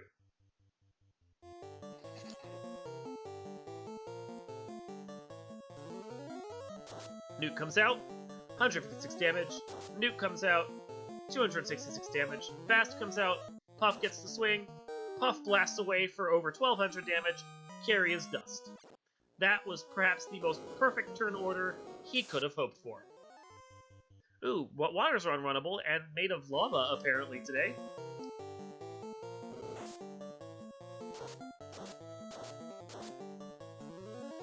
I don't think Groggy found anything worthwhile over at Mermaids. He has already warped back out, and he is now headed towards Kraken's side. So something you're gonna say. He found an ice armor +5, which for him is very good. We know that he missed the dragon armor, but yeah. So he at least found that. In comparison to that Opal -3, like, Opal traditionally has better absorb, but when we're talking, like, that crap armor he had, yeah, that ice armor is so much better. But Bert is looking like he's gonna make quick work. He's gonna make this dungeon look easy. Stupidly easy. Yeah, he's not even worrying about healing up. He is just straight, like, rocking right towards there. Something I want to point out while we were discussing it is the fact that the waters that he was fighting earlier are not allergic to lightning magic, despite what you might think, because all other water enemies are. They are actually allergic to ice magic, so when you're fighting them, you need to make sure you have some ice spells, especially when they're unrunnable. Speaking of lightning magic, Kraken comes out swinging with Lightning 2, does some chip damage, doesn't really matter. Second hit from the Black Belt, over 1200 damage, Kraken 2 is dead. None of these fiends so far have provided any amount of challenge. I don't think they are going to either. No, they are kind of pathetic, honestly. Ooh, very pretty sapphire-looking rock galls right here, which are unrunnable. They can hit for a decent amount of damage, but they don't have any health, and they are, in fact, good experience. So, I mean, if you want to make sure that your guys have enough health to survive Chaos and Tiamat 2, not a terrible fight to have to be forced to take. I am wondering what's going through Bert's head right now, though. Like, does he feel behind because he spent so long on that grind? He didn't wipe out of it at all, but, like, a grind is a grind. I'm wondering if he feels like Groggy's breathing down his neck, or might already be at Chaos, and he has to put on the afterburners. Something I want to talk to him about when we actually get into the interviews with him after he's done with his dive, either this time or next time. Groggy, meanwhile, is just about to approach Kraken 1. Burt did his standard nukes and buffs, and watched his one black mage get wiped out by a hit. No one else even did falls to that nuclear that came out from Tiamat. It's a surprisingly hardy little Tiamat, but otherwise not too scary yet. That nuclear looked like a lit 2 on that black belt. That MDEF just coming up big. Blaze does finally take out that second black mage, but 2,000, almost 2,000 damage against Tiamat from that one black belt hit, and that's enough to take them out. Meanwhile, Groggy didn't have too much of a trouble with that glass cannon Kraken.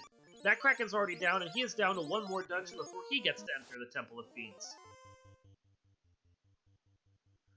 So, question is going to be, of course, whether or not there's any Life 2 available. I don't think he bought it, though, if it was even available to him, so he's going to be forced to two-man this whole party now. I have to agree with Falconic in chat. Just, they could punch wait, and probably get through it. The only thing that could possibly stop Burt's run here would be a 3 and 256 Bane on the black belt. Yeah.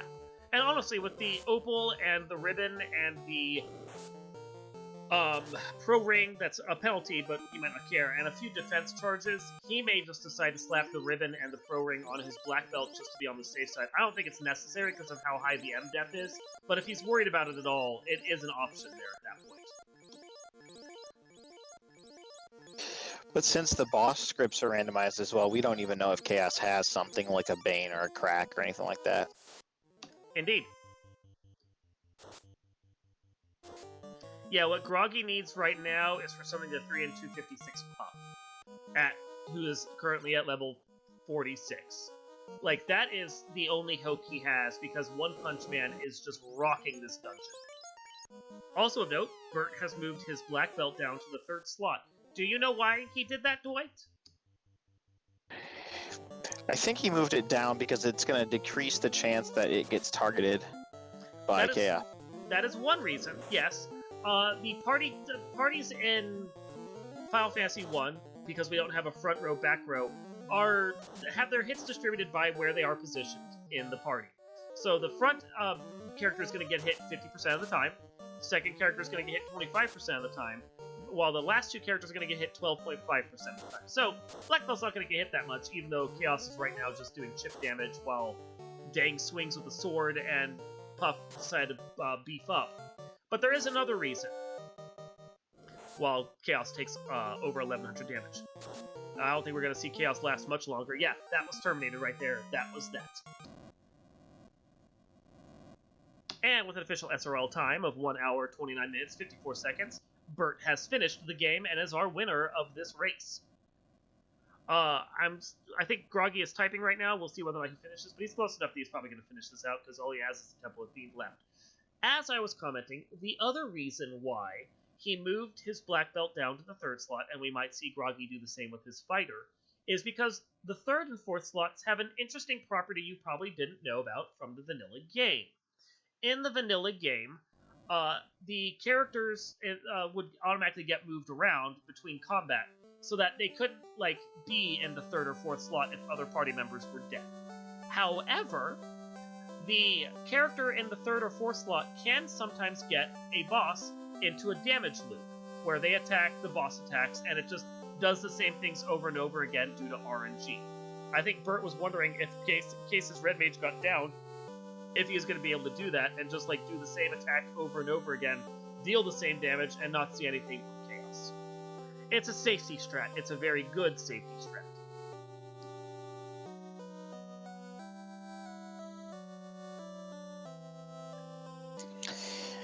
Meanwhile, we have Groggy entering the Temple of Fiends for the first time. I think he's going to have a little bit more trouble than Burt did. He won't be able to cruise through the bosses as quickly, but I do believe he is geared up enough to make it through, at the very least.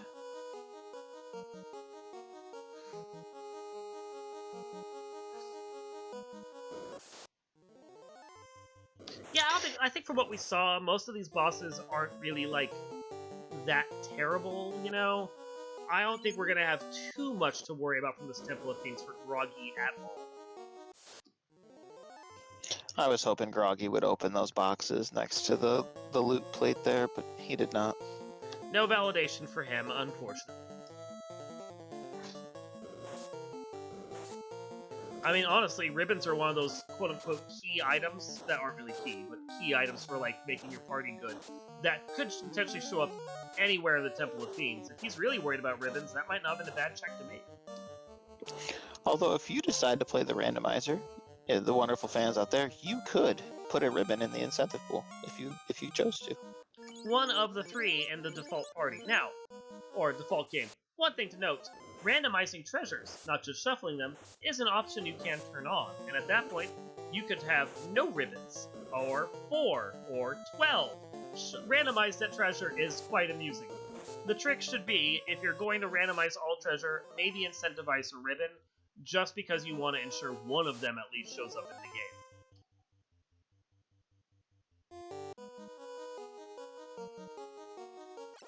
So yes, in case you've watched speedruns and did not realize the treasure chest existed here, there are treasure chests in the Temple of Fiends Revisited.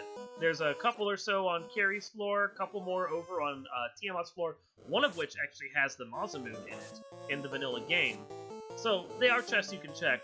I don't think we're going to see Groggy do that, though. There's no point.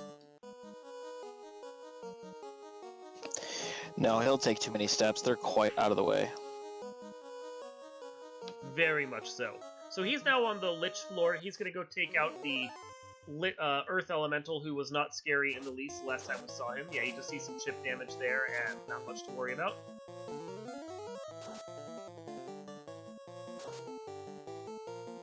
And already gone. Goodbye, Lich. One round, that's it. So, one round, not one punch, but it, Burt, GG's Burt, he joins us in chat. Did everyone love my static grind? We did.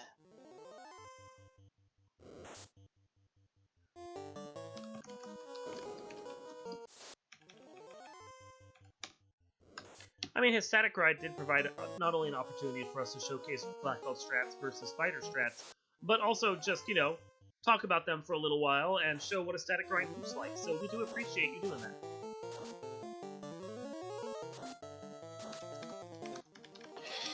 It looks like we have Burt in the booth for an interview with us. GG's, Burt. Oh, thank you. Yes, well done. GG's. So, how did you, like, there was one question that we had, first off, that we were kind of curious about. When you were in Waterfall doing your grind, at one point you exited, started to re-enter, and then left again. What was going on there? Oh, what I did was I wanted to do a solo black belt grind, so I wouldn't be able to warp out. So I wanted to see exactly which encounters I got on the way out. I knew by my step count that I'd get one encounter, so I wanted to see exactly what it was and where on the step counter I'd get it. So I walked all the way out, saw exactly the encounter I was going to get, and then I knew I was safe doing a solo black belt grind. Very smart. I like that, because we were all curious about it, and we hadn't quite figured that out. But yeah, that's pretty well done. So what did you think about this whole seed and setup and flag set? Well, this is basically the spring tournament bracket flags with a couple twists, and it's kind of random, right? Like we had the level 1 magic, which there was no good spells, nothing good to cast. We got very lucky that we had at least one castable spell in sort of the inner sea area that we could access early. Yeah, with Provoca being over at Elfland. Yeah, magic was very bad this seed, and that's just something that's going to happen sometimes. Is that one of the reasons why you decided to take the black belt? Well, I took the black belt because I knew that the audience wanted the black belt, so I gave them what they wanted. Because I mean, it was a forced character, but you decided to lean into it. Yes, I thought the audience would like that,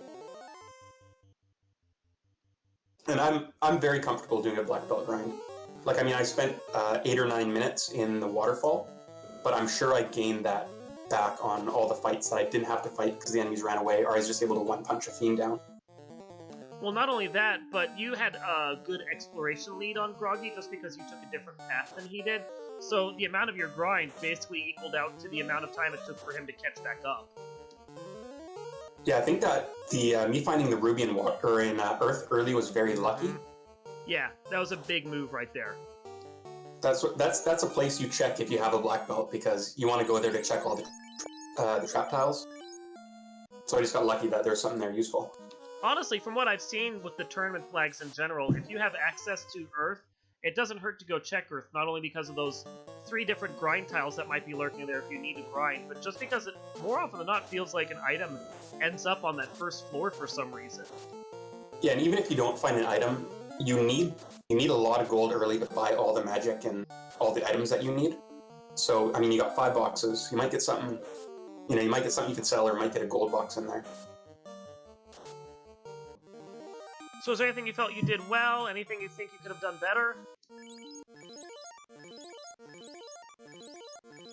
Huh. I don't know, let me think about that for a second. That is fair. Meanwhile, we have Groggy over here finally taking on... Not finally, he's been rocking through this, I don't want to make it sound bad here. Taking on Tiamat 2. Already swings for 400 damage from 5 hits from his fighter, and that's before the Lockheed comes out. Tiamat swings a big hit in response, though, knocking off a good 400 health from that fighter in comparison.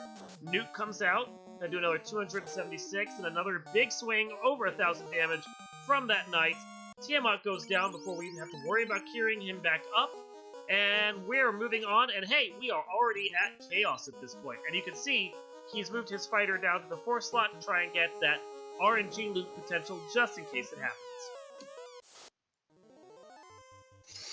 We're probably going to see Groggy take a similar strategy than what Tia is going to buff that knight. And then once that knight is buffed, any mages that are still alive will just cast nukes or locks or what have you. So he did get 5 hits, but only for like a couple of hundred, maybe even less than damage. So Chaos is kind of absorbing. 10 hits for 300 damage, that's not great. But he is fasting both of his warriors. Locke isn't going to do a whole lot because he's not a really evasive Chaos at this point. You're getting plenty of hits. His big concern is going to be just keeping his warriors alive, especially since we know Chaos probably has somewhere in the range of like 2,000 health. He rolled fairly high. Those Cure 4s will do a good job Yeah. at making sure the warriors stay alive. Yeah, until Chaos decides to bring out another nasty spell. 10 hits for 600. Oh, and then apparently Chaos was more towards 1,000. Yeah, because that was not a lot of damage. Chaos is down. So, GG's to Groggy for short-circuiting that Chaos fight. Very well done. And with that... Thank you. At 1 hour, 39 minutes, and 32 seconds, Groggy has finished out the Temple of Fiends. And we are curious, what did you think of this flag set and this seed? I think that was scary for me personally because I'm generally, much more of a conservative runner. When I saw how few white mage spells I had that I wanted, I got nervous, and so I think I checked just way more chests than I needed to. Certainly, I felt very good about the Topher that I did have. I think I over-prepared for it. I don't think it was unfair that Marsh was a little bit rough. I don't think anything else was particularly bad. It was generous with like tiles. This definitely felt like the kind of seed where Bert's more, I think, aggressive style of play really paid off, and yeah. Groggy, I have a quick question. When you went to the Sea Shrine and decided to go check mermaids, take me through what was in your mind. What were you looking for in the mermaids? For me, without access to a life spell, a second ribbon was non-negotiable. It was like second ribbon non-negotiable. I would be happy with like defense sword, decent armor. The math was fuzzy in my head. I couldn't remember if Opal -2 would be worse or better than Ice 5. I thought it would be worse, so I just went ahead and equipped the Ice 5 that I found. But that was sort of the last thing for me, was that second ribbon. There was also the ill-fated early trip to Sky when I had misclicked on my tracker. I clicked both Adamant and Chime, and so I was trying to make a cheeky Sky play. That was very silly to do because I couldn't go to Sky. Yeah, we were noticing that. We all commented when you did that little walk there, and we felt a little bad for you. I mean, long term, it didn't really hurt you that much. I think you maybe lost like half a minute there. Not the end of the world. It wasn't so bad. Like it was annoying. I was annoyed at myself, but I knew it wasn't a game loser. Yeah, not the end of the world there. How did you feel about finding that ruby over there at Earth Cave? I'm glad it was on the first floor. I guess I'll say that. I'm glad I didn't have to dive too much for it, so that felt good. And that's certainly the most convenient ruby I think I've ever gotten. So very convenient. Yeah, I think the reason, one of the reasons why Burt had such a substantial lead over you going into Temple of Fiends was just because he did that Earth Cave check early for the first floor, and that just allowed him to like reach go mode faster. Yeah, that's something I've been doing quite a bit in the spring tournament, is like that early Earth 1 check for grind tiles and stuff, but I was just such a low level at the time that I was kind of like, I want to save this for a minute, let's do this afterwards, and it bit me in the butt. So yeah, I'm sure between that and then first, I think, like I said, just more aggressive play style in general, that to me makes a lot of sense in terms of the time differential. Because I don't feel awful about my time. I still think it was really reasonably confident, if again, conservative time, but I don't feel bad about it by any means. I mean, I'll note you probably still did better than I would have in the siege. So, Dwight, you got any other questions for our runners? Absolutely would have done better than I did. Both runs looked really good. You showcased really well 2 different strategies that could have gone either way. Yeah, Bert, what part did you run? Black belt, red mage, black mage, black mage. Okay, I was kind of wondering if you're going to do something like that. Yeah, I felt a little bit more confident. I've done a few practice seeds on the bracket flags and on this flag set with just like fighter black red. And this is the first time I've been locked out of some pretty serious stuff like that. You know, all the heal spells. Yeah, my red mage didn't learn any white spells that entire game. I think He's just a bad black mage. Yeah, Cure 4 was the only one that I learned. No, I just forgot to buy that one. I had a black belt, so I didn't care about magic. Yeah, I always forget in L4 if the second slot or the fourth slot is learnable after promotion. It's the fourth slot, as I learned when I tried to go pick up Life 2, and I again wasted time not picking up Block 2 while I was there. But I'm glad that I went back to pick up Block 2. Yeah, what all kind of equipment did you have on your black belt going into Topher? Oh, level 48. That's all the equipment you need. That's all I needed. I mean, like, I know you had a number of options. What did you grind on? The Gurmedusas in Waterfall. They had that was 57 hit points. Yeah, that was meaty. I didn't spend too long there, but I think I got like 5 or 6 levels off of that while I was doing it. Yeah, I took the black belt all the way to 42 on that tile. That makes sense. Yeah, that's a great grind. Yeah, and you were saying too in Discord earlier how much you love that static grind, so I'm glad you found it. Well, you just never know with that war mech that you guys were forced to fight how bad they were going to be. Oh yeah, that's a good point. That was the weakest war mech I've ever fought. That thing had like, what, 400 hit points? It had a lot of, absorb though? I took it down with 1 nuke and a punch for 100. Really? Okay, yeah, it took me a beat longer because my first attack did like 3 damage to it. It was low on health, but tanky, weirdly. Yeah, I think across the board, the monsters or the bosses in this siege just did not have health at all. Mm-mm. No, even Topher felt pretty weak. Bert, did you see any nuclear besides the 1 chaos? No, I didn't really see anything. A couple punches from Kraken, that's it. Fasted black belt goes pretty quick. Yeah, that makes a lot of sense. Yeah, that was.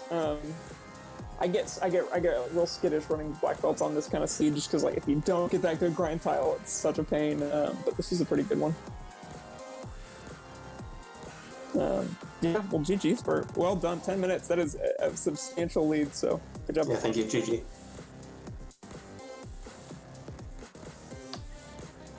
Dwight, you got any other questions? Anyone have any final thoughts?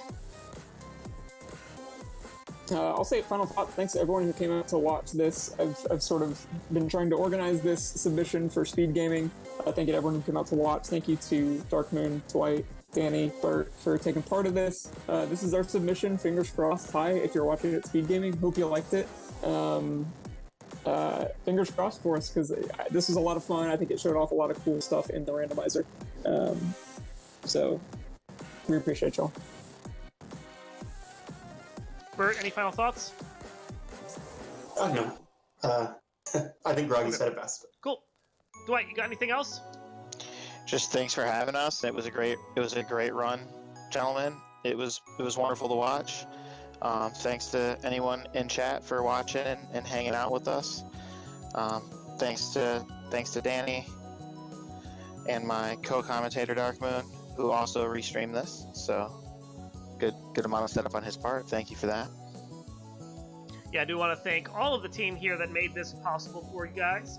Of course, myself, not that I'm thanking myself, but not that, to be honest. But Dwight Desatel and Danny3883, thank you guys for all the work that you did for this one and helping to make this submission actually live and awesome, and good jobs there. Links to be able to follow both of them will be on the YouTube video for this once I have it posted in a couple days.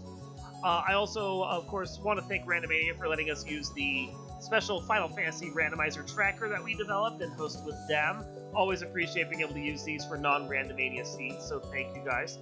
Thanks to Speed Gaming for watching this, and we do hope that you guys decide to pick this and add this to your No Child Hungry campaign that you're doing. And with that, we are going to call this. Thank you to everyone for watching, and from the Final Fantasy Randomizer community, we will see you next time.